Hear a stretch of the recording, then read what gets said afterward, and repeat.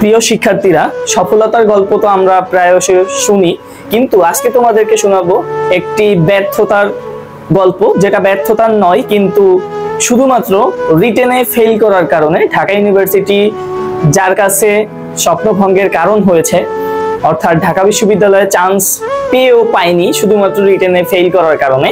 তো চলো আমরা সেই গল্পটি শুনবো।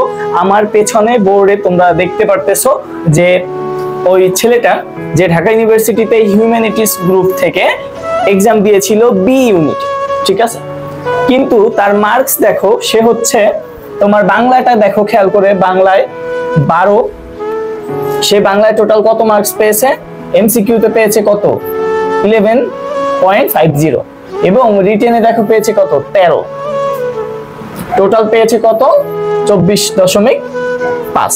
তারপরে দেখো ইংলিশে কত পেয়েছে, ইংলিশে এমসিকিউতে পেয়েছে 10.25 এবং জেনারেল নলেজ, যে কিনা এমসিকিউতে জেনারেল নলেজে 30টা এমসিকিউ থাকে, সেখানে 29টা হয়েছে যার।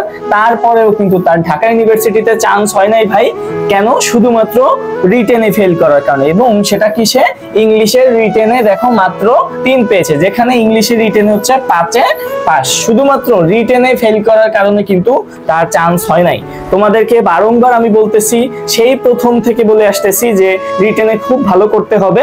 রিটেনে যদি তুমি ফেল করো, সেক্ষেত্রে তোমার কিন্তু এমনই করুণ কাহিনী হবে যে জেনারেল নলেজে 30-এ 29 পেয়েও ঢাকা বিশ্ববিদ্যালয়ে চান্স হয়নি শুধুমাত্র ইংরেজির কারণে, এবং সেটা হচ্ছে ইংলিশ রিটেন। সো বারবার বলতেছি, তোমরা রিটেনে বেশি বেশি ফোকাস করো।